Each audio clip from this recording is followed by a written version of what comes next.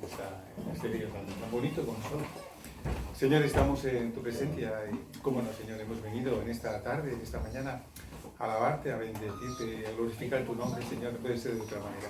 Te damos gracias porque hace buen día, hace sol, podemos compartir, estamos aquellos que tenemos que estar y queremos pedirte que tú nos bendigas en esta mañana, que podamos escuchar tu palabra, poder compartir ideas, compartir los pensamientos que tenemos, para que sea de edificación, Señor. Gracias por todo ello, bendice también al cocinero, con esa paella tan buena que nos está preparando, Señor, y ayúdanos, Señor, en esta mañana a tener una buena comunión contigo. En el nombre de Jesús, amén. Amén. Muchas gracias, José. Bueno, quizás sería lo primero y más importante que nos conozcamos un poquito. Si os parece, nos presentamos. Yo soy José Luis, soy el pastor de la iglesia La Gracia de Déu, Iglesia Evangélica La Gracia de Déu. Y si queréis, pues John y Joana ahora se presentan y así nos vamos presentando todos para conocernos un poco mejor. Bueno, yo soy Jonathan, soy peruano viviendo en Barcelona hace 23 años y nada, hoy nos ha invitado Rubén y Pili y queremos disfrutar también un poco de la charla con vosotros. Me llamo Joana, soy su esposa. Nací en Rumanía, de origen rumano, y bueno, vengo de Mallorca. He vivido prácticamente casi toda mi vida de Mallorca y ahora estoy en Barcelona. Y bueno, también hemos sido invitados por ellos y con ganas de disfrutar este momento y conoceros también. Muchas gracias. Yo soy José Lázaro, de la iglesia de José Luis, y bueno, pues ahí estamos, luchando por la iglesia y aquí estamos. Pues nada, yo soy Dan, creo que la mayoría ya nos conocemos de alguna cosa o de otra. Y nada, trabajo de músico también, en la música, soy profe y bueno, estoy en la iglesia de mi padre desde pequeñito, desde que tengo por ser. Yo soy Renate, sí que algunos nos conocemos, también romana, hace 20 años, ahora que estamos en España y en Cataluña 18, soy su mujer y nada, estamos en la iglesia de José Luis. Yo me llamo Pilar y bueno, daros las gracias a todos los que habéis podido venir. Estamos encantados de teneros aquí y bueno, que podamos tener estos encuentros más a menudo. Gracias a todos y que podamos disfrutar hoy en comunión todos juntos. Hola, ¿qué tal? Soy Rubén y bueno, la mayoría me conocen, creo, y nada, vamos a disfrutar aquí de la compañía. Hola. Soy Pili, soy esposa de Rubén y también todos me conocéis. Y nada, agradecemos haber podido organizar esta reunión y a ver si la disfrutamos todos. Hola, soy Eran Geray, amigo de Rubén, amigo y hermano de Rubén. Y vengo de Canarias, llevo 22 años viviendo aquí y estuve 22 años viviendo allá. Yo soy Amparo, soy la esposa de Honorato, hermana de la Iglesia de la Gracia de Déu. Y nada, me alegro mucho de que hayáis venido, con muchas ganas os acogemos. Mario Marinica. Soy Mario Marinica, en Cataluña, Mario.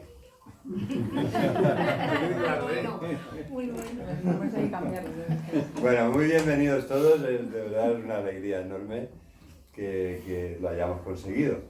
Y además vamos a tener, aparte de este airecito que está bufant fort avui, pero vamos a tener un buen día, con la semana de lluvias y frío que hemos tenido, se agradece un día así.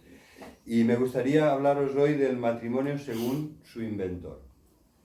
Así que vamos a ir al manual, al libro de referencia, que es obligado, que es la palabra de Dios. Y me gustaría empezar con unas notas actuales, ¿no? De una reflexión, ¿dónde estamos? Estamos en el año 2021, el estado de salud del matrimonio, ¿qué tal? ¿Qué tal? ¿Cómo lo veis? Pues la verdad es que no muy bueno, no muy bueno. Nosotros, mi esposa nos ha acompañado, pero tiene que hablar unos temas, se tenía que ir su hermana y tienen que hablar unas cuestiones porque sus padres están en una situación de dependencia y está acabando de comentar esto con ella. Además, a mí me tiene como que, ya sabe lo que pienso del matrimonio, mi mujer, después de 40 años. Digo, no te preocupes, si te pierdes algo, luego lo pillas enseguida. Bueno, la verdad es que nosotros nos casamos hace 39 años.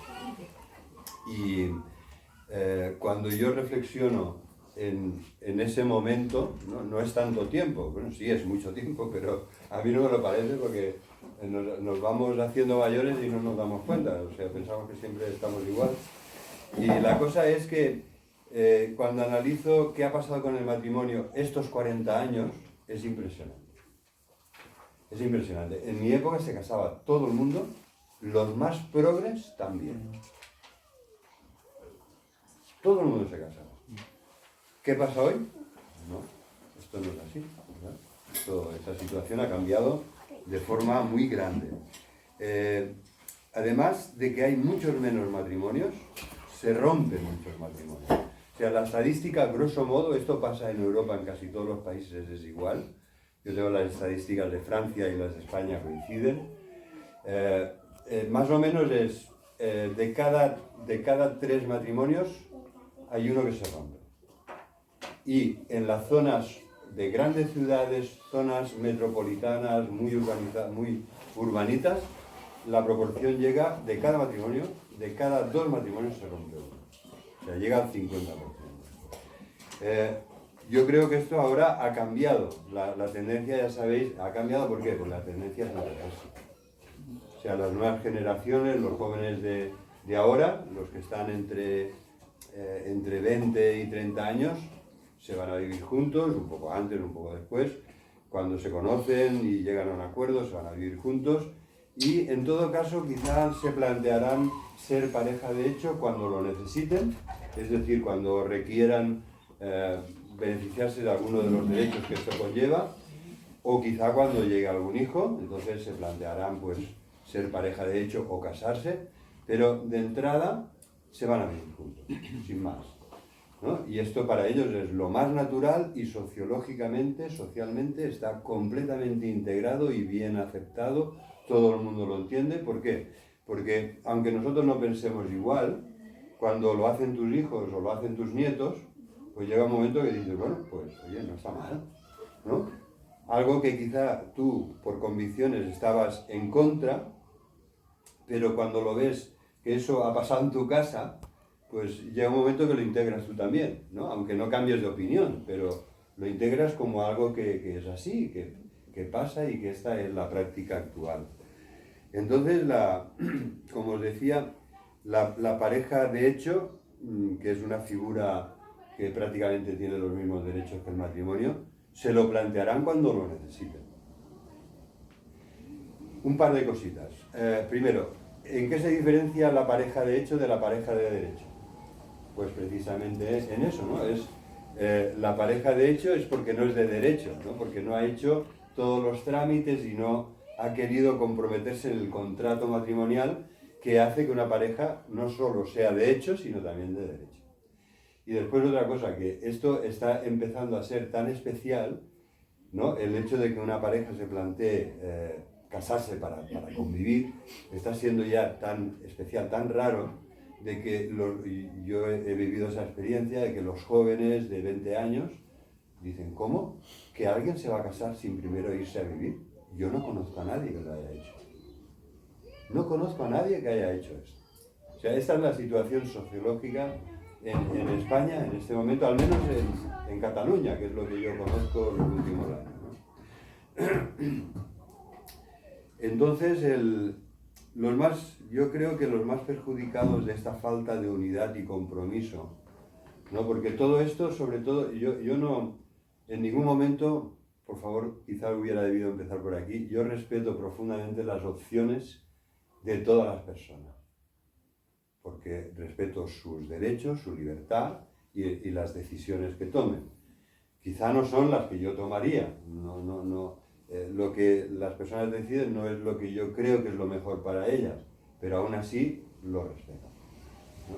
Entonces, lo que yo veo, mi análisis de esta situación en la que las personas se van a convivir maritalmente sin casarse, es que lo que he hecho más de menos es el compromiso de unidad, ¿vale? Cuando te casas, prometes algo así como te voy a amar, te voy a respetar, te voy a ayudar, y esto en la salud y en la enfermedad, en la riqueza y en la pobreza, y hasta que, en la salud y en la enfermedad, y hasta que la muerte nos separe, ¿no? Este compromiso expresado con estas palabras u otras similares se echa de menos cuando las personas están conviviendo juntas mientras queramos, mientras nos vaya bien, mientras esto nos resulte agradable y funcional. Entonces, claro, este compromiso es necesario. Esta sería una de las primeras preguntas, ¿no?, que nos debemos hacer. ¿Este compromiso de unidad es necesario para el matrimonio?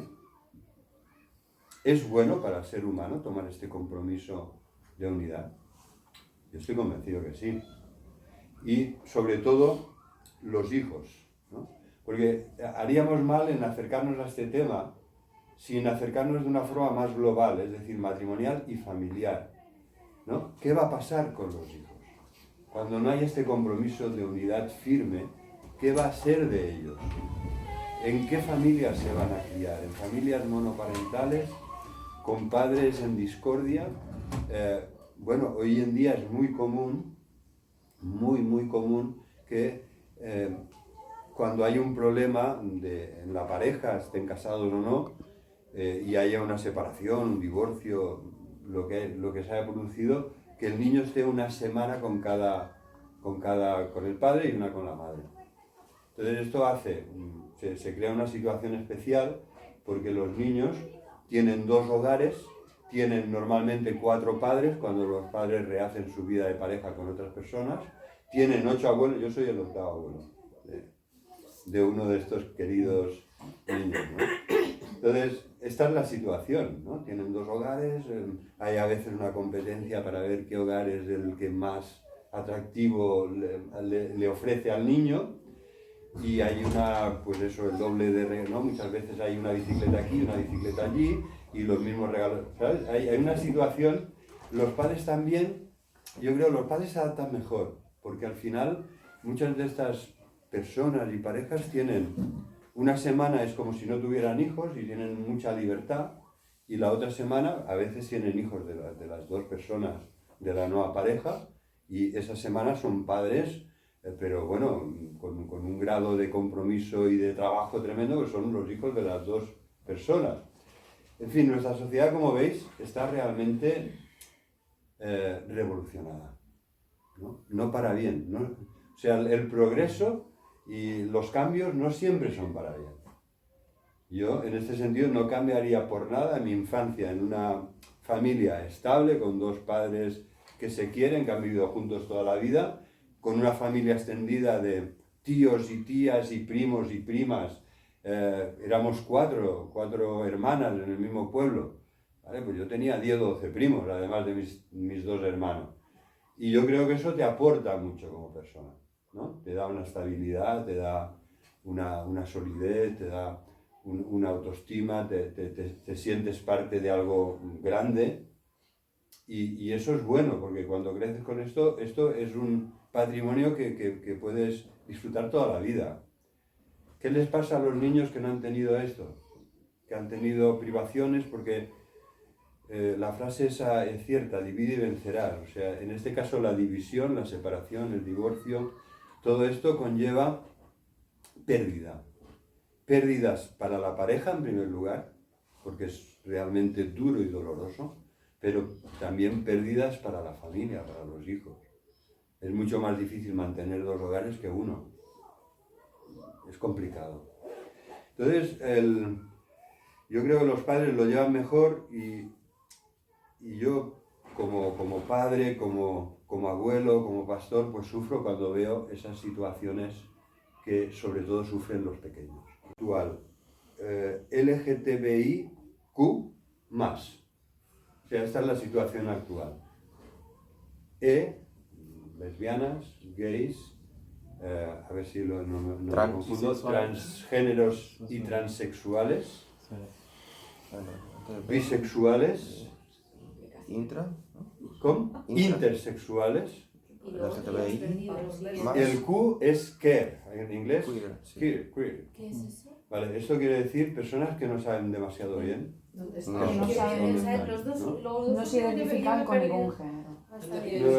Un día se sienten de una manera, yo el otro día había en un parque una conversación entre adolescentes y digo, fulanito, no sabe lo que es, un día es gay, el otro día es un machote, el otro día es una ¿sabes? No silla. sabe lo que es queer. ¿No? Y entonces el plus es porque aquí no hemos acabado, ¿eh?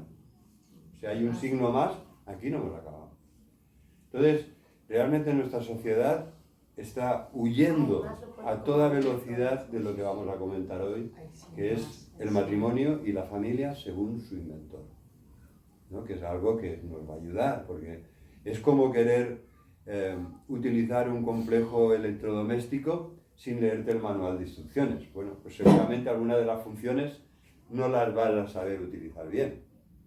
Pues quizá te sales adelante con lo básico, pero si quieres sacar un buen rendimiento, tienes que conocer bien el manual de instrucciones del inventor, del fabricante, ¿no? Que te explica todo detalladamente.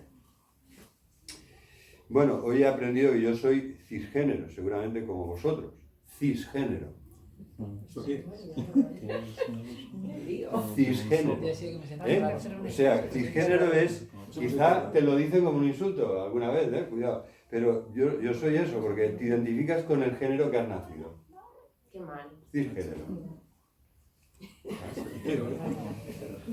Bueno, pues vamos a, después de esta nota actual, vamos a pasar a ver qué dice la palabra de Dios, qué dice el que concibió al ser humano, el matrimonio, la familia. ¿Qué nos dice la palabra de Dios? Mirad, hay una frase en Génesis, nada, abres la Biblia y te la encuentras ahí, que es, no es bueno. Es una frase muy rara, porque hasta aquí siempre es, y era bueno, ¿no? Lo que Dios había hecho era bueno. Y era bueno en gran manera, en gran medida, era una cosa excelente. Y entonces llega un momento que en el capítulo 2 llegamos a un punto que aparece esta frase que es muy enfática, no es bueno que el hombre esté solo. Y es la única nota negativa que encontramos en estos dos capítulos. Todo lo demás es sumamente bueno, excelente, positivo. Pero no es bueno, o sea, Dios contempló una situación que era Adán, el hombre masculino, que estaba solo y dijo, no es bueno. Me tiene a mí, pero necesita algo más. Tiene a los animales, ¿no? Y lo he puesto por encima de todos ellos y él les ha nombrado, es decir, Adán dio nombre a los animales, lo cual indica una posición de autoridad y de sabiduría sobre ellos. Pero aunque tenía todo esto, tenía un paraíso, tenía a todos los seres vivos que Dios había creado allí bajo su autoridad en ese sentido, pero no es bueno que él esté solo y no tenga una compañera. Porque el ser humano es un ser social. Necesitamos convivir. La soledad es buena, algún momento, algunos días quizá. La soledad nos ayuda a reflexionar, quizá a mirar dentro de nosotros mismos o a buscar a Dios. Pero la soledad como estilo de vida es muy mala compañía. La sole es muy mala compañía. Porque somos seres sociales. Necesitamos amigos, necesitamos familia y sobre todo necesitamos ese compañero o compañera que nos complementa de tan buena manera. Y esto es, no es bueno que el hombre esté solo, viene seguido de una solución. Dios dijo, le haré una compañera, una ayuda idónea, alguien que sea su vis-a-vis para que él pueda realmente entrar en la experiencia del amor y la comunicación al más profundo nivel. Y ese es el plan de Dios, ¿no? Y por lo tanto, cuando nos apartamos, como vemos que nuestra sociedad, quizá no estáis de acuerdo conmigo, disculpadme, pero yo cuando os he dado estas pinceladas de cómo estamos, en el punto actual que estamos ahora, estamos como a kilómetros de lo que Dios plantea que es bueno para el ser humano. Hay muchas personas solas, que están solas porque no pueden encontrar una compañía, porque se han quedado mayores, se han quedado solos por separación, divorcio o viudedad, o porque quizás ha sido su opción, ¿no? de quedarse solos y como hoy en día es tan fácil, relativamente fácil tener parejas momentáneas, quizá no se han dado cuenta, se han hecho muy mayores y ahora ya no hay tampoco parejas momentáneas en su vida, ¿no?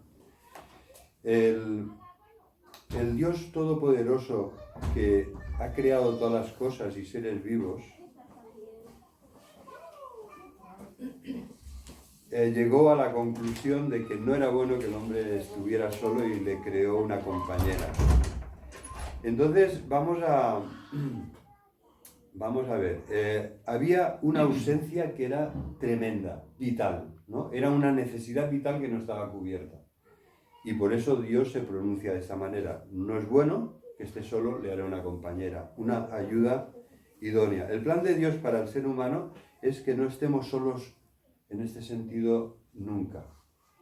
Me refiero, cuando pienso en la eternidad, el plan de Dios es que estemos viviendo como familia, como la gran familia de Dios, como miembros, hijos e hijas de la gran familia de Dios, y que vivamos así por toda la eternidad, ¿no? Y es allí donde encontraremos nuestra más plena realización como seres humanos. En la eternidad, viviendo en familia, con nuestros hermanos y hermanas, con nuestro Padre, con nuestro hermano mayor, Señor y Salvador Jesucristo, y con el Espíritu de Dios que nos llena a todos. Así acaba la Biblia en Apocalipsis 20 y 21. El diseño de Dios para el matrimonio. Mira, vamos a considerar afirmaciones que hace la palabra de Dios. Esta primera parte va a ser un poco teológica. Voy a intentar resumirla, pero la segunda va a ser mucho más práctica. La primera parte tiene que ver con esta frase, que es la primera que encontramos. Son 2 versos de la Biblia del primer capítulo de Génesis, es decir, la primera página de la Biblia. Y dice así: Dios había creado todo, el mundo en el que vivimos, todo, la tierra, la puso en orden, las aguas, la energía, el sol, la luna, las estrellas, todo estaba ya funcionando perfectamente, armonizado por el poder y la sabiduría de Dios. Creó los animales, primero las plantas, después los peces, después las aves, y por último de todo, y los animales terrestres. Y siempre Dios decía, y vio Dios que era bueno, ¿vale? Por ejemplo, hizo Dios los animales de la tierra según su género, y ganado según su género, todo animal que se arrastra sobre la tierra según su especie, y vio Dios que era bueno. Y entonces el versículo siguiente dice, entonces dijo Dios, hagamos al hombre a nuestra imagen y semejanza, y señoré en los peces del mar, las aves de los cielos, en las bestias, en toda la tierra y en todo animal que se arrastra sobre la tierra, ¿no? Nos pone arriba de todo, no para que usemos y abusemos de la creación de Dios, sino para que la cuidemos, para que la mantengamos, para que mantengamos el orden y la armonía con la que Dios la ha creado. Ya veis que también en este área hemos hecho todo lo contrario, ¿no? ¿Qué estamos haciendo con este mundo que Dios nos ha dado?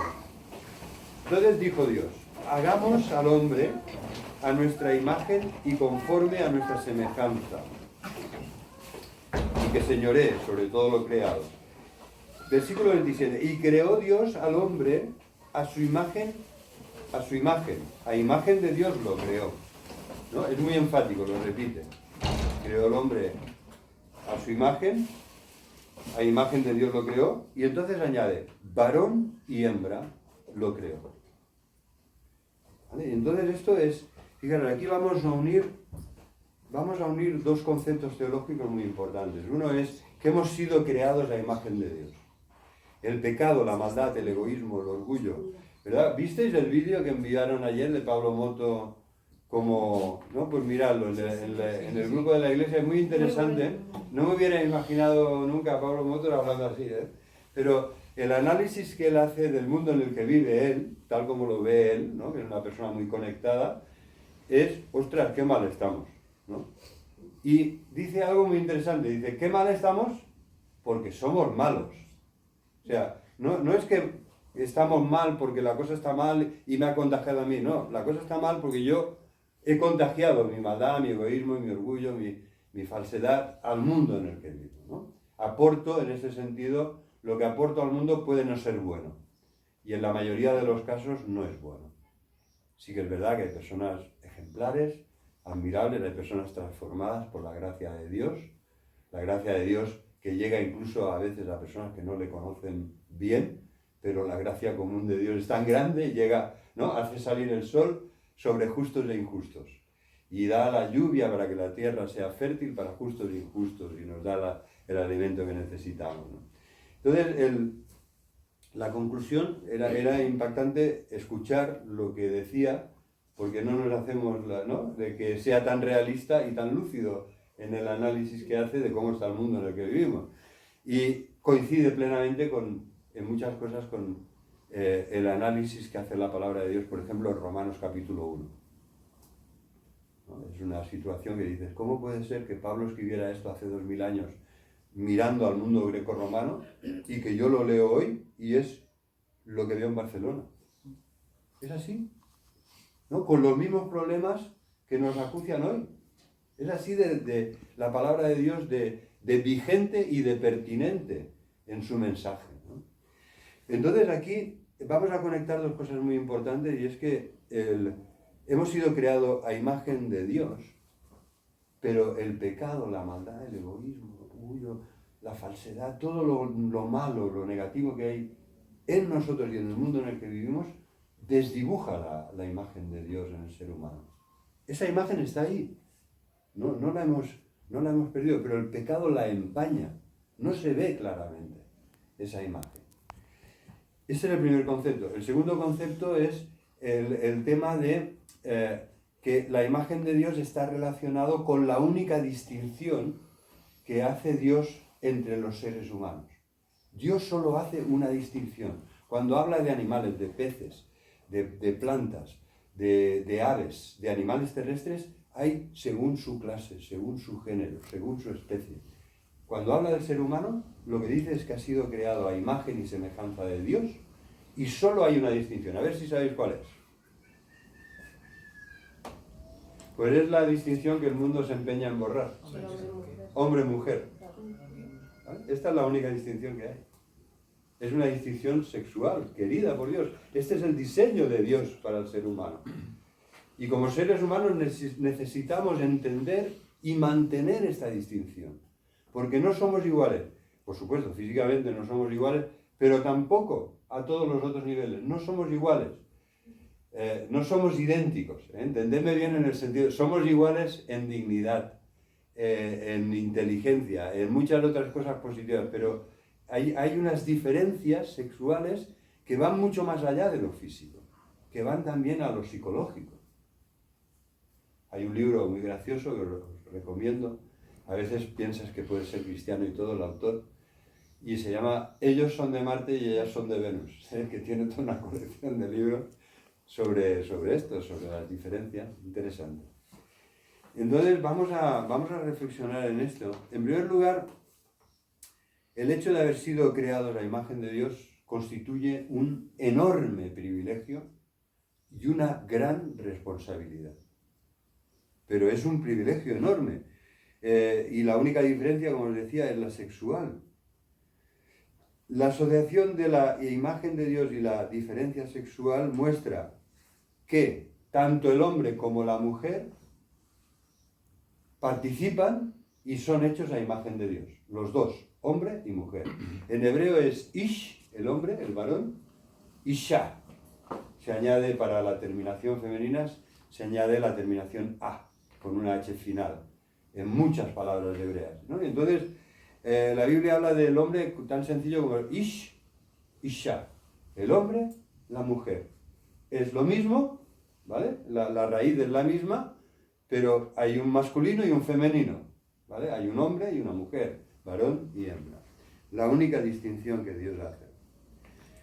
Y ambos participan del privilegio de ser imagen de Dios.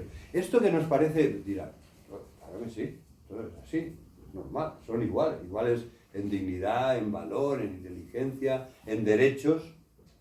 Claro que sí, pues no tan claro que sí siempre, porque lo que ahora tenemos muy claro nunca ha estado claro. Nunca ha estado claro. El que lo ha dejado claro es Dios y su palabra. Pero el ser humano, cuando entró el pecado, hubo un enseñoreamiento del varón sobre la mujer y una cierta clase de dependencia de la mujer hacia el varón a causa del pecado, a causa seguramente del uso y abuso de la fuerza. Y esto ha sido así desde el principio. Y las sociedades, por ejemplo, en la sociedad greco-romana, ¿no?, que es el contexto donde se escribe la parte del Nuevo Testamento de la Biblia, la mujer era de segunda categoría. Estaba quizá un poco por encima de los esclavos. Pero era muy mal considerada. Aristóteles, el gran sabio griego, decía que la mujer era de otra naturaleza. Y por supuesto que era inferior al hombre. Esto Aristóteles, que era el hombre más sabio de su época, ¿eh? Y esto ha quedado en la sociedad greco-romana, funcionaban así. Los judíos que tenían la revelación de Dios era más matizado, pero aún así era una sociedad muy patriarcal y no habían entendido bien el mensaje de Dios en esto precisamente, ¿no? Todo judío, ¿sabéis? Cuando se levantaba por la mañana hacía una oración y decía: gracias, Señor, pues no soy un perro pagano como nosotros. Quizá no lo decía con esta palabra tan fuerte, pero goim en judío, en hebreo, es una palabra que tiene un sentido peyorativo, ¿eh? Goim, los otros, los paganos, ¿eh? Los no judíos. Entonces el judío decía: gracias porque no soy pagano, gracias porque no soy esclavo y gracias porque no soy mujer. O sea que las mujeres no hacían la misma oración, ¿eh? Una oración que, como veis, se ha prolongado hasta la modernidad. O sea, esto está cambiando ahora, pero no ha cambiado mucho. Yo me he criado en una sociedad muy machista. La palabra más famosa del español, más internacional del español, ¿sabéis cuál es? Macho. Fiesta y paella, o sea que... Estas son las tres palabras más Hombres. Cuando viene un guiri aquí, tú le dices: I no understand, I no speak Spanish. Le dices: fiesta. Dice: ¿dónde hay que ir? ¿Verdad? Lo ha entendido inmediatamente. Y le dices: fiesta con paella. ¡Guau! Entonces ya, y la otra palabra, cuando nosotros vivimos en Francia, la palabra machismo en francés era macho, que es como pronuncian ellos la palabra macho. Ya sabéis que en el francés acentúa la última sílaba. C'est de macho, decían, es un machista, c'est de macho. Es una palabra que habían adoptado del castellano. Entonces, como os decía, la palabra de Dios establece esta igualdad en dignidad, en valor, en inteligencia, en que tenemos ambos, hombres y mujeres, el privilegio de ser creados a la imagen de Dios. Y también hay que entender bien la analogía que hay entre la eterna comunión. Cuando llegamos aquí y leemos: dijo Dios, hagamos al hombre a nuestra imagen. A ver, si Dios es uno y aquí Dios está en singular, ¿cómo es que utiliza el verbo en plural? Dios dijo, hagamos. Hay un diálogo en Dios, porque es un único Dios verdadero, pero es Padre, Hijo y Espíritu Santo. Son tres personas de igual esencia, de igual poder, valor y naturaleza y gloria, pero son tres. Hay una comunión, hay una comunión basada en el amor y en la comunicación entre Padre, Hijo y Espíritu Santo. El Padre, la palabra creadora, que es el Hijo, y el Espíritu Santo, que es el poder y el amor de Dios puesto en acción, ¿no? Y son personales, es decir, no son poderes abstractos, no, son personas. Bueno, es uno de los grandes misterios que no llegamos nunca a entender del todo, pero así es como habla la Biblia de Dios, y así lo recibimos, ¿no?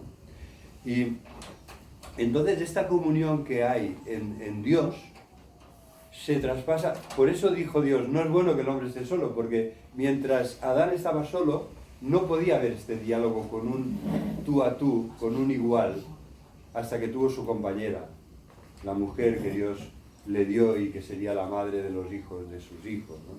Entonces hay ese diseño y propósito de Dios de que el hombre fuera como Él, ¿no? Que los hombres fuéramos como ellos, y que la plenitud la alcanzáramos no en la soledad y en el aislamiento e individualidad, sino en la comunión hombre-mujer como seres iguales pero complementarios, iguales pero diferentes sexualmente y complementarios, ¿no? Yo doy muchas gracias a Dios, lo mejor que me ha pasado en la vida es conocer a Eva, y si soy mejor de lo que creo que sí, un poquito he mejorado, si soy mejor pues es en gran medida gracias a ella, porque bueno, somos muy diferentes y muchas cosas a mí me han costado entender y me han costado cambiar y hacer, empezar a hacer, pero al final en muchas cosas le tengo que dar la razón, en algunas no.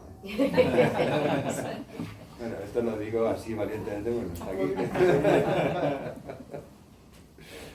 No, ella ya lo sabe. Que no, incluso después de 40 años, 39, ¿cuánto hemos de aprender todavía a convivir, a comunicarnos, a conocernos el uno al otro, a respetarnos, ¿no? ¿Cuánto todavía? ¿Cuánto me queda todavía?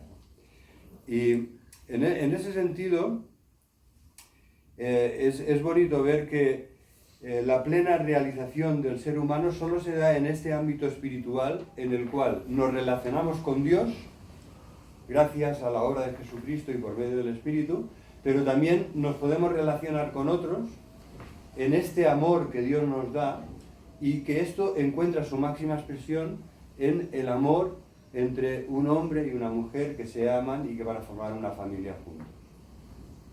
Entonces, la imagen de Dios, en primer lugar, quisiera destacar lo que os he dicho, repaso, el enorme privilegio que tenemos de haber sido creados a su imagen y a su semejanza, y que esto es extensivo a los dos, hombre y mujer, sin ninguna diferencia, ¿no? Los dos sexos tenemos el mismo privilegio, dignidad y valor, ¿no? Y que el hecho de reconocernos imagen de Dios es por una parte un reconocimiento agradecido de un privilegio enorme, pero también tiene unas enormes responsabilidades. Siempre pasa así, ¿eh? Grandes privilegios, grandes responsabilidades. Y entonces el tema es que el ser imagen de Dios nos tendría que ayudar a ser humildes, porque la imagen no es lo original, ¿vale? Entonces, en este sentido, si queremos realmente vivir plenamente nuestra identidad y nuestra dignidad como humanos a imagen de Dios, debemos hacerlo en humildad. Y debemos intentar reconocer que nuestra procedencia es Dios y que debemos ir a Él a buscar esta comunión y sabiduría que Él nos da en su palabra y en nuestra relación con Él, y que también reconocer nuestra procedencia implica dependencia de Dios, ¿no? Yo le necesito. O sea, deberíamos llegar a este punto de no pensarnos tan sabios, tan listos, tan potentes, tan capaces, tan independientes, tan autónomos, sino reconocer que el ser humano, creado a imagen de Dios, necesita a Dios y tiene que estar en comunión con Él para desarrollarse plenamente como ser humano.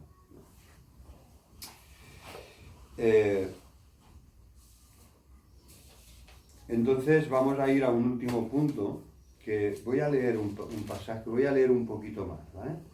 Entonces Dios, cuando dijo que nos ha creado su imagen, y dijo, los bendijo Dios, y les dijo, fructificad y multiplicaos, llenad la tierra, juzgadla, es decir, gobernadla, administradla, señoread con autoridad sobre los peces, las aves y todas las bestias de la tierra. Y dijo Dios, he aquí, os he dado toda planta que da semilla, que está sobre la tierra, y todo árbol de fruto, y os serán para comer. El ser humano en el diseño de Dios era vegetariano. La primera nota, yo no lo soy, pero quizá me convendría serlo más. Hoy la paella tampoco será de verdurita, pero va a estar muy bien de marisco, tal como la hemos preparado. El tema es que cuando entró el pecado entró la muerte, ¿no? Y la primera nota que hay de un animal sacrificado es después del pecado, ¿no? Que Dios les da, ellos habían hecho ¿no? Cuando se sintieron desnudos, porque hasta ese momento no había ni pecado ni maldad y estaban viviendo en inocencia, cuando pecan se ven desnudos, tienen vergüenza, se cubren como pueden con hojas, y entonces Dios les da que ya anticipa el sacrificio de Jesús, les da pieles para que se cubran. Porque ya desde el principio el plan de Dios, que ha perdido ese paraíso original en el que Él quería que el ser humano viviera, el plan de Dios es recuperarnos. Y para ello promete que habrá un descendiente de la mujer que aplastará la cabeza de la serpiente, que es un símbolo del dragón de maldad que es Satanás, ¿verdad? El libro de Génesis se ha de leer en clave como simbólica, ¿no? En una clave, es un relato lleno de historia, pero también se ha de ver todo el simbolismo, está todo aquí. En los 3 primeros capítulos de la Biblia está todo.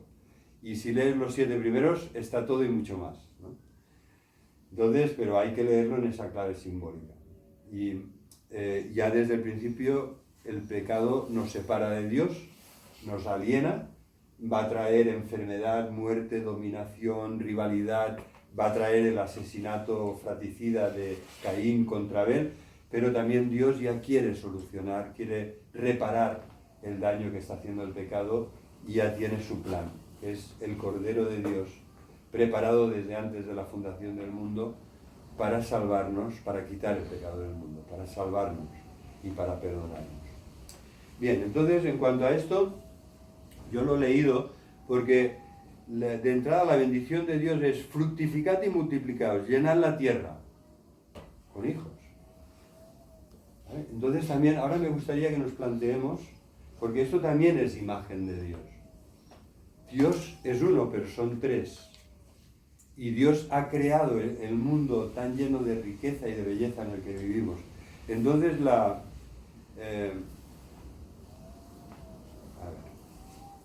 sí, está aquí. El hecho de Dios los bendice para que fructifiquen, y tanto Eva como Adán se maravillan, en los capítulos siguientes, los capítulos 4 y 5, se maravillan de ver el milagro del nacimiento de sus hijos, ¿verdad? Esto lo tenemos aquí.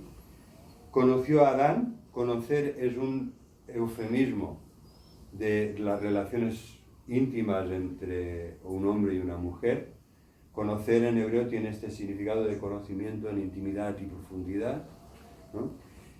Conoció a Adán a su mujer Eva, la cual concibió y dio a luz a Caín, y dijo, por voluntad de Dios he adquirido varón, he recibido un hijo, y lo dijo maravillada. Así también lo dice Adán cuando dice, el capítulo 5 recapitula y dice, varón y hembra Dios creó al ser humano, los bendijo y llamó el nombre de ellos Adán, porque Adán es un nombre genérico para humanidad, además del nombre propio del primer varón. Y entonces dice, y vivió Adán 130 años y engendró un hijo a su semejanza, conforme a su imagen, y llamó su nombre Set. Después de la muerte de Caín matando a Abel, vuelven a tener un hijo y le llaman Set. Y entonces, si os habéis fijado, utiliza el mismo lenguaje de Dios en la creación del ser humano. Adán ve que su hijo es como él, que ha nacido a su imagen y semejanza. Y en este sentido, esto también es imagen de Dios. Podemos, como Dios, procrear, ¿verdad? Que también se inspira en esta obra de Dios que crea todo el universo. Y como seres humanos, uno de los grandes momentos entrañables es ese, ¿no? El momento del nacimiento de un hijo, en el que ves el milagro de la vida y lo puedes palpar en tu propio matrimonio y familia. Y tanto para ella, para Eva, como para Adán, eso fue un gran milagro de Dios. Y se maravillan y alaban a Dios por ello. Así que la imagen de Dios es también el hecho de que como Él podemos procrear y que los hijos se parecen a sus padres y a sus madres, ¿no? Esto es realmente maravilloso y entrañable. Lutero lo decía cuando él colgó los hábitos y conoció a esa monja que también colgó los hábitos, que era Catalina, y entonces tuvieron muchos hijos. Y Lutero se maravillaba, ¿no? De, Dios mío, qué privilegio me da de poder participar como tú de la procreación, ¿no? Lo veía como un gran milagro en su vida. Muy bien, entonces hasta aquí lo más denso y teológico del hombre creado a imagen de Dios. ¿Tenéis alguna pregunta en cuanto a esto? ¿O algún comentario que queráis hacer? Aquí sé que era un poco denso todo esto, pero he querido llegar hasta aquí para que veáis dónde estaríamos si el mundo, en vez de seguir el diseño de Dios, si nuestros padres, nuestros abuelos, bisabuelos, tatarabuelos y antecesores, ¿dónde estaríamos si el modelo que hubiera seguido la humanidad hubiera sido el LGTBIQ+? ¿Dónde estaríamos? No estaríamos. No estaríamos. Lo que pasa hoy. ¿Vale? En ese sentido hemos de ver la sabiduría de Dios también en retrospectiva, ¿no? En retrospectiva, Dios ha mantenido estos principios, cosas muy evidentes y muy naturales, no hay nada más natural que esto, pero nuestra sociedad no quiere ir por aquí, muchos no quieren ir por aquí. Y hoy en día es complicado, sí, hoy en día es complicado, pues es posible, es complicadísimo. Nosotros conocemos un médico que venía a dar clases con Eva de francés y es anestesista en una clínica de estas que hacen estética, ¿no? Y trabajaba muchísimas horas. Y entonces él nos habló, porque en esa clínica hacían muchas operaciones de cambio de sexo. Yo no lo sabía, nunca me había interesado en los detalles, pero él nos da detalles y dice, esto son operaciones muy complejas, con mucho riesgo, con muchas posibilidades de que no salgan bien, con muchísimas horas de quirófano, con muchísimas horas de anestesia. ¿Y sabéis lo más fuerte? Que muchas de estas operaciones las hemos pagado todos. También los que no estamos de acuerdo. ¿Vale? Las hemos pagado porque en algunas de las comunidades autónomas del Reino de España estaban subvencionadas por la Seguridad Social, ¿no? Entonces, bueno, yo como os decía al principio, respeto las decisiones y la libertad de mis compatriotas y de todo ser humano, pero en algunas cosas no estoy de acuerdo. No estoy de acuerdo en pagar eso, prefiero que ese dinero vaya a ayudar a los que realmente lo necesitan para comer el pan nuestro de cada día. Perdona, que habías pedido la palabra, ¿verdad? Sí, quería comentar una cosa. La hija de... Para mí es un hermano, para mí es mi sobrina. Hoy se llama Hugo y tiene 18 años. Se llama Hugo desde hace 2 años. Ella no decidió eso. Gracias, Renato. Y lo peor de todo es que no me acuerdo cómo se llama. Porque ya he asumido su nombre como Hugo. Estaba intentando recordar su nombre y no lo recuerdo. Y para mí es mi sobrino. Vive en Australia desde hace ya la crisis. Desde el 2011 se fueron a vivir a Australia para buscarse la vida, porque no era fácil vivir allí. Y esa niña tan bella decidió que no podía vivir siendo mujer y que necesitaba psicológicamente ser un hombre porque es como ella se sentía por dentro. Para sus padres no fue nada fácil, para sus tíos no fue nada fácil. Simplemente quería poner eso. Sí, muchas gracias, Ángel. Muchas gracias. Todo nuestro cariño y respeto. Yo tengo muchos amigos y amigas que han tomado opciones homosexuales o de otro tipo y mantengo mi amor y respeto hacia ellos. No estoy de acuerdo, pienso que no han tomado una decisión sabia, pero eso no quiere decir que el amor y el respeto va siempre por delante de todo lo demás. Entonces, bueno, es un tema que en nuestra sociedad, por eso decía, bueno, en un sentido yo me alegro que no se filme, porque te ganas muchos enemigos.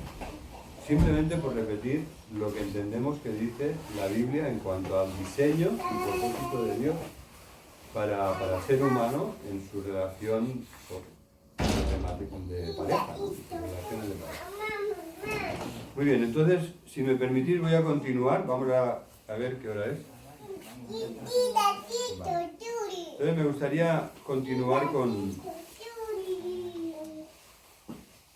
con lo que es el texto principal de la Biblia, con mucha diferencia, que nos habla del matrimonio según Dios.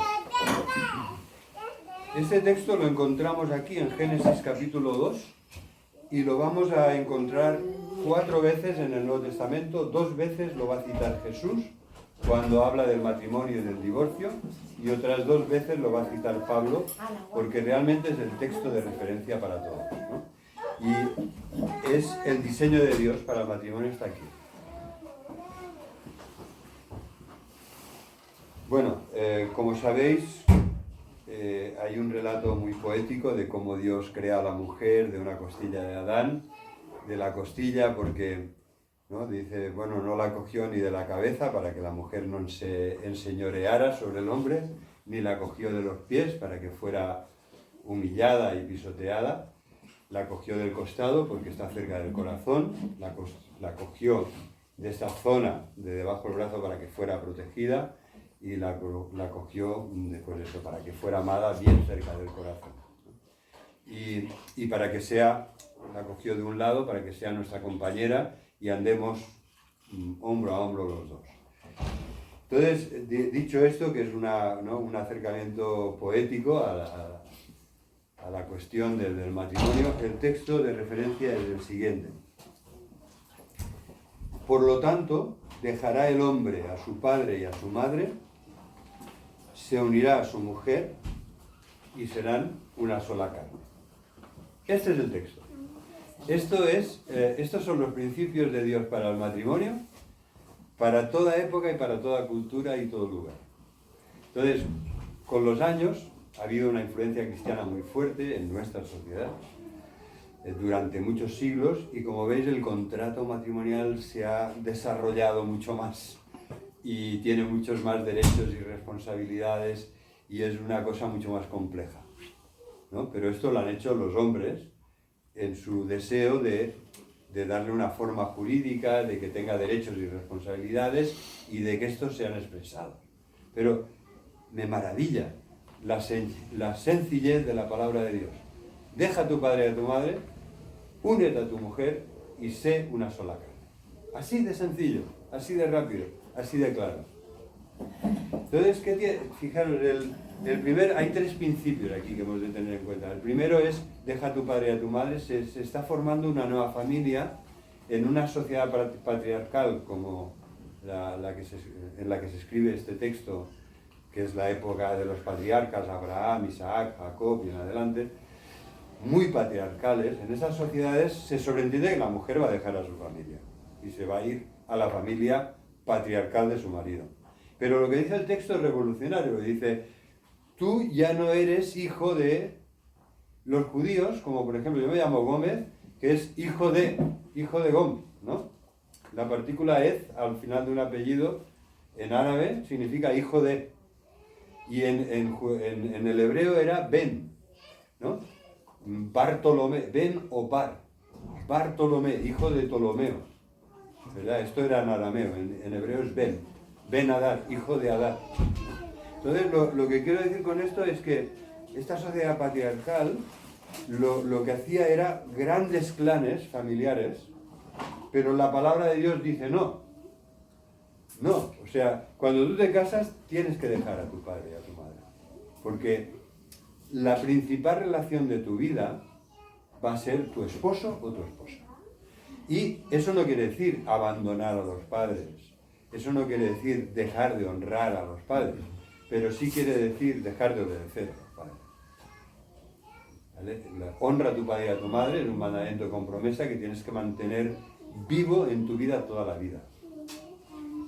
Pero hay algo nuevo que es más fuerte que la relación que tú tenías con tus padres, que es tu relación matrimonial. Además, ¿conocéis el caso de la mejor suegra del mundo? un consejero matrimonial que predicó en una boda me lo explicó y decía, mira, era la mejor sin duda, yo los conocía bien, la mejor suegra del mundo, buena cristiana, amable, inteligente, servicial. Era tan buena suegra que un poco más y rompe el matrimonio de su hija, ¿no? Porque claro, siempre estaba allí ayudando. Se casó su hija, pero ella no cortó el cordón umbilical, estaba ahí, a todo, lo que hiciera falta, siempre disponible, siempre presente. Entonces hay que ir, esto tiene que ver con el principio, ¿no? Hay que tener en cuenta que una nueva relación más importante, que requiere más nuestro tiempo, atención y buena voluntad, se crea en nuestra vida cuando nos casamos. Segundo principio, vamos a centrarnos un poco más en esto, ¿no? Dice, se unirán, dejará a su padre y a su madre y se unirá a su mujer. Y la mujer se unirá a su marido. Se unirán. ¿Cuál es la cola más fuerte para unir algo? Yo, con el tiempo... El carpintero. El amor. El amor. Muy bien, ha sido al final. Pero el cianocrilato, ¿verdad? Yo tengo en casa colas de diferentes intensidades, son muy peligrosas, ¿eh? Por si alguna te cayera en el ojo, Dios mío, eso es terrible, ¿no? A veces, ¿no os ha pasado? He enganchado algo y se me han quedado los dedos así y digo, que te arrancan la piel, la tiras, ¿eh? Hay que ir con sumamente cuidado y paciencia y a ver si... ¿no? Y con productos o con unirse, la palabra que utiliza, ¿sabéis cuál es? Tanto en hebreo como en griego, porque estos textos se repiten 4 veces en la vida de Jesús y Pablo, pues es la palabra cola, ¿no? Es el verbo encolar. El hombre y la mujer se adhieren el uno al otro, se encolan, ¿no? Se juntan con un pegamento muy fuerte, que es el amor. Y se crea un vínculo muy fuerte y muy doloroso, igual que cuando te queda el dedo con el cianocrilato. Cuando una pareja rompe, hay una tremenda ruptura y dolor y sufrimiento. Porque hay algo muy fuerte que se ha creado con los años, ¿no? Y en ese sentido vamos a hablar un poco del amor. Espero que esto nos inspire a todos. De una manera u otra nos pueda ayudar. Vamos a ver. Aquí no lo paré. No, hola vamos a poner.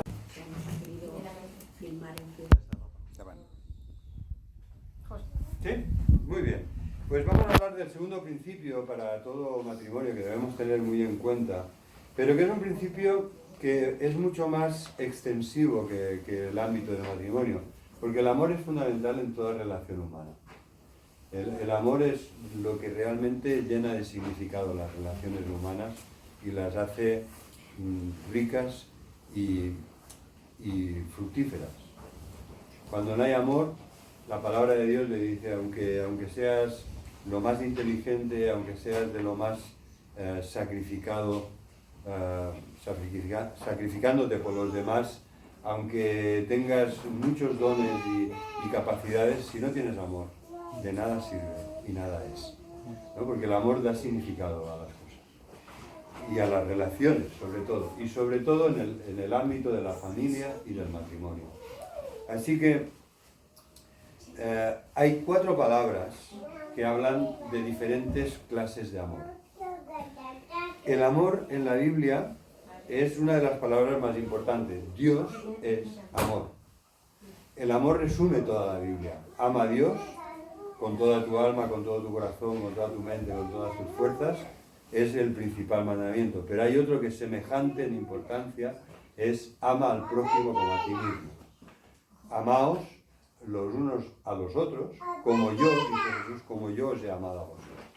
Ese es el nivel, el modelo de amor, es el amor de Jesús sacrificándose por nosotros, muriendo por nuestros pecados para salvarnos, para ofrecernos el perdón. Así que, en primer lugar, vamos a hablar de este amor de Dios, el amor ágape. Esa es la palabra que se utiliza, ágape. Es un amor que se sacrifica, es un amor altruista, que busca el bien del otro, que está centrado en las necesidades. Es el mejor antídoto contra el egoísmo. El amor ágape, el egoísmo que tantas relaciones ha destruido. porque se esfuerza y está dispuesto a sufrir por el otro, como es el ejemplo supremo de Jesucristo muriendo por nuestros pecados para salvarnos. Hay otra clase de amor que se parece mucho, que es el amor fileo.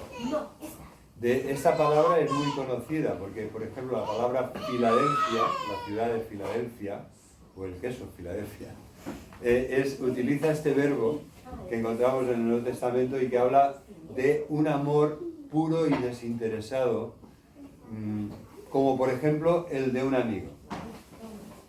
Un amigo que te quiere, que te aprecia de verdad, ¿no? De una forma que quiere tu bien, que se sacrifica por ti, ¿no? Que cuando estás pasando un mal momento encuentra tiempo para escucharte y para animarte y consolarte y ayudar. Amigo, en griego, es philos, ¿vale? El verbo es phileo, ¿no? Amar, y es un amor que se aplica a Dios, ¿eh? En el Nuevo Testamento el amor philos se aplica a Dios también. El otro es todavía más impresionante, Ágape, ¿no? Insiste más en que amas no porque el otro lo merezca. Tu amigo seguramente lo merece, pero el amor de Dios nos ama aunque nosotros no lo merecemos, aunque estemos enemistados con Él y seamos pecadores y rebeldes y levantemos el puño en contra de Dios. Entonces, la palabra beso, ¿verdad? El beso es una expresión de amor. Tendría que serlo, si no, es el beso de Judas, ¿no? La palabra beso en griego es fileo. Si os fijáis, todas tienen la misma raíz. Entonces, esta clase de amor es el amor entrañable de la amistad, del compañerismo, de compartir las alegrías y las penas de la vida. Y en el matrimonio a veces fallamos aquí, en no ser buenos amigos uno del otro. ¿Verdad? Y matrimonio, ¿cómo empiezan las relaciones? A mí me cuesta ya con 65 años, casi que tengo, me cuesta. ¿Cómo empiezan las relaciones? Pues en francés el coup de foudre, el relámpago de Cupido, la flecha de Cupido que ¡pam! Entonces normalmente empieza con el amor eros. Sobre todo, yo hablo como hombre, el hombre en qué se fija. Pero qué chica tan guapa. Le voy a decir a mi cuñado que os explique cómo conoció a Ana y ya os va a quedar claro. O como yo conocí a Eva, un poco más y dejo la teología, no podía pensar, digo, pero ¿qué me está pasando? En la escuela bíblica, ¿qué me está pasando? Que yo sacaba las mejores notas y he caído, ¿qué va a ser de mí? Es así, ¿no? El amor eros tiene ese poder, ese impacto inicial que normalmente entra por los ojos. ¿En qué se fijan los hombres? ¿En qué se fijan las mujeres? No voy a dar detalles, ya lo sabéis. Pero es el impacto de esa atracción que no es solo física, pero tiene un componente físico y sexual muy fuerte, ¿no? Y es algo que es bonito, que Dios ha puesto en el ser humano, ¿no? Es una gran fuerza que une a los seres humanos, a dos jóvenes, un hombre y una mujer. En este sentido, ¿qué mal iríamos si solo hubiera eso? ¿Verdad? ¿Cómo puedes permanecer toda una vida al lado? Porque eso quizá va a bajar en intensidad con los años. No es lo mismo los primeros meses de la relación que después de 30 años. No es lo mismo. Puede ser mejor después de 30 años, pero no es lo mismo. Las cosas cambian porque las personas cambiamos y la juventud y las pasiones de la juventud dejan paso a otras cosas en la vida, ¿no? Entonces, esto lo digo porque lo que ha empezado así, en la mayoría de los casos, las parejas no empiezan como amores platónicos, ¿no? En el mundo de lo ideal, de las ideas, del intelecto, no, las parejas hay algo mucho más fuerte, mucho más físico, mucho más sexual en el buen sentido de la palabra, ¿no? Hay una atracción entre un hombre y una mujer. Bueno, entonces, eso está ahí, es una de las clases de amor, pero qué mal iríamos si solo hubiera eso. Por eso es necesario hablar de ágape, del amor que se sacrifica, del amor altruista, de filos, del amor de la amistad, del amor fraternal, del amor de compartir la vida, de compartir aficiones. bueno, ¿qué nos puede unir más que una familia? ¿No? Como matrimonio, cuando yo lo pienso, ¿qué me puede unir más que los 4 hijos con los que Dios nos ha bendecido? Que son los hijos de Eva, pero también son mis hijos, ¿no? Y entonces eso es, pues realmente es un fuerte, por eso no podemos separar el diseño de Dios. Cuando Dios bendice al ser humano, hombre y mujer, los bendice y le dice, creced y multiplicaos. No podemos separar esto del diseño y del propósito de Dios, porque es una de las cosas que más unen. Y tampoco debemos caer en el reduccionismo de pensar que es lo que nos ha transmitido nuestra sociedad. Lo importante es que te realices tú. Lo importante es que tú, Rubén, seas muy feliz y que continúes muy enamorado y estés muy feliz en tu matrimonio. Bueno, pero Rubén tiene a Pili, tiene a Daya Sara, tiene a Caleb. Entonces, no puedes pensar solo en términos de mi realización personal. Y la sociedad no se aguanta cuando somos todos egoístas y pensamos solo en nuestra realización personal. Hay que pensar en el matrimonio, en la familia, en la iglesia, en la sociedad. Hay que pensar de una forma más generosa y más amplia. Entonces, en ese sentido hay otra clase de amor que es el más raro y es una palabra que es muy poco conocida, porque todos sabemos lo que es eros, lo que es ágape, lo que es fileo, el amigo, el beso, ¿no? el amor fraternal. Pero hay una palabra que es storké, que nos habla del cariño que surge de estar juntos, de identificarse con la otra persona, de compartir la vida. Nos encariñamos y apegamos incluso a los animales de compañía, ¿no? Cuanto más a la persona que ha compartido toda la vida contigo, ¿no? Con la pena que te da que se te muera una mascota.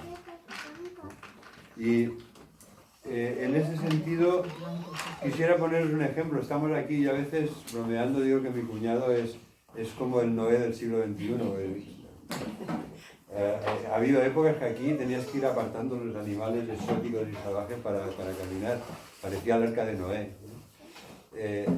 Hay unos animales que, hablando del matrimonio, se hace referencia a ellos, que son, por ejemplo, los lobos. Los lobos tienen una pareja estable siempre, hasta que muere uno de los dos. O los pingüinos de las regiones australes, que escogen a su pareja y así van juntos, ¿verdad? Como andan así allí para no congelarse los pies, andan juntos así toda la vida. Además van de boda, van de frac, ¿verdad? Y cuando uno de los dos muere, el otro normalmente pasa tanta pena que muere también. Se separan del grupo, se aíslan y muchos mueren también al morir uno de los dos. Entonces esto nos lleva al tercer principio, que es el propósito final, ¿no? Es deja a tu padre y a tu madre, primer principio, únete a tu mujer o a tu esposo o esposa en amor, segundo principio, y el tercero es conseguir la meta, que es formar una relación de amor y de unidad tan fuerte, tan íntima, con un vínculo tan especial que no lo podrás encontrar en nadie más, nunca más. Mira, yo conozco como pastor, yo muchos años en grandes comunidades, hay personas que nunca llegan a superar la pérdida de su pareja, nunca. Y incluso aunque rehagan su vida por la necesidad de compañía con otra persona, la foto de su vida no es la segunda, que es a veces también esto es duro, ¿eh? La foto de su vida no es la segunda esposa o esposo, sino aquel con el que compartió toda la vida, ¿no? Porque hay algo que ya es insustituible, o sea, hablan por lo menos de 3 años para levantar cabeza, ¿no? Psicológicamente está estudiado. Hasta los 3 años tú no vas a poder volver a vivir la vida solo de una forma más o menos normal. Entonces, esta unidad es la meta del matrimonio, ser una sola carne. Esto, por supuesto, que habla, ¿no? Es la imagen de las relaciones íntimas, pero es mucho más que esto. Ser una sola carne no es la unión de cuerpos, es llegar a ser uno solo, ¿no? Una unidad preciosa, profunda, fuerte, que realmente transmita esa unidad y amor que hay en Dios, Padre, Hijo y Espíritu Santo, al mundo en el que vivimos. Y yo creo que es vital, estoy concluyendo que es vital este compromiso de amor para alcanzar esta unidad. Pero permitidme que diga ahora algo muy práctico pensando en nosotros. A ver, esto puede ser muy malentendido. ¿Cómo yo lo he visto de cerca y lamentablemente no es poco frecuente. Cuando dos personas se casan y establecen ese vínculo tan fuerte de unidad, en amor, de convivencia, de familia, ¿qué pasa cuando uno de los dos tiene una personalidad muy fuerte, arrolladora? ¿Qué sucede? Está diciéndonos la palabra de Dios que en la unión del matrimonio una de las dos personas se come a la otra, anula su personalidad y al final se acaba imponiendo y diciendo lo que hay que hacer, cómo hay que pensar, cómo hay que vivir y tomar todas las decisiones. De ninguna manera. De ninguna manera. Estamos llamados a crear un matrimonio y una familia en la cual tú te pones al servicio y para ayudar a la otra persona a ser la mejor persona posible, conservando su propia identidad, su libertad y su esfera, ¿no? ¿Verdad? En una ocasión estaba en una boda, fue la primera y única vez que me han dejado hablar en un juzgado, que me han dejado dar una predicación pastoral cristiana en un juzgado. Y entonces cuando acabó, se levantó el juez y me dijo: siento decir que no estoy de acuerdo con lo que ha dicho este señor. Por favor, digo, ¿qué habré dicho? ¿Cómo me metió la pata? ¿Cómo habré podido meter la pata? Y dice, sí, porque, claro, él ha dicho que hay una mutua pertenencia. Y aquí nadie pertenece a nadie, ¿no? Está la cuestión de género aquí, toda la cuestión de maltrato de género, de que el hombre pueda ejercer autoridad sobre su mujer, a veces a la inversa. Y entonces el juez dijo, uy, esto lo están filmando, esto no puedo consentir que haya hecho alguna referencia a la mutua pertenencia, porque nadie pertenece a nadie, somos libres, podemos casarnos y descasarnos y hacer lo que queramos, ¿no? Y nadie pertenece a nadie. Bueno, el libro de Cantar de los Cantares, que lo recomiendo porque es la oda al amor entre un hombre y una mujer, pues habla de eso, de mutua pertenencia, y yo por eso inocentemente lo dije así. Muy bien, pues esto era lo que quería compartir con vosotros, ¿no? De que procuremos que en el matrimonio no acaparar, no monopolizar, no dominar, no ayudar a la otra persona a ser mejor persona y a ser ella. Y eso implica siempre darle su espacio y su libertad, ¿no? Y bueno, en esto quizá en algunas iglesias cristianas les dirían, oye, pues esto, la Biblia dice del marido es la cabeza, la mujer que se someta, claro que sí, lo dice la Biblia, amén. Pero hay que entenderlo bien, y ese no es el tema de hoy, así que aquí me paro. Muy bien.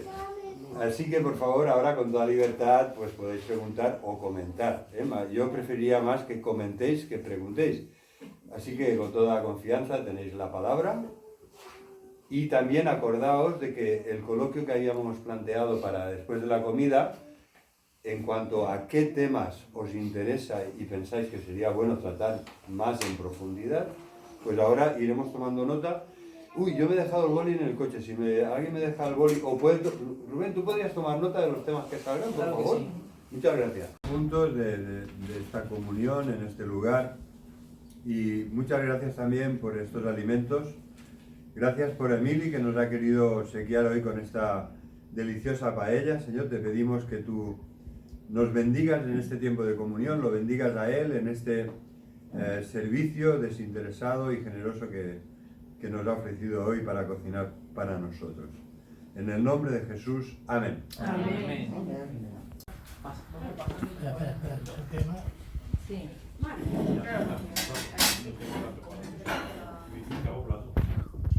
Pero hay platos de sobra. Poneros detrás de la... plato más. Pilar,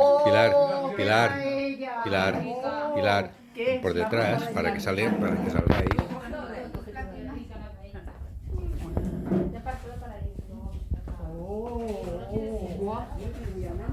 ¡Qué pinta!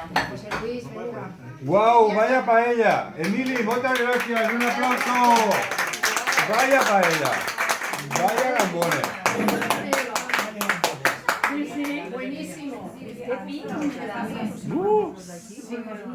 Ahí hay platos. Venga. Bueno, y una mala Emili, ¿eh? Es que si no, una obra de arte sin el artista... Póngase que se lo haga con él. ¿Todas están igual? Ah, todas tienen. Sí, todas están igual. Pensaba que no. Sí, todas están hechas igual. Pero está muy suave, ¿eh? ¡Oh, qué paella! Muchas gracias. Muchísimas gracias. Vaya pinta, vaya pintaza. ¡Guau! Señores, paella. ¿Ya tenéis? Venga.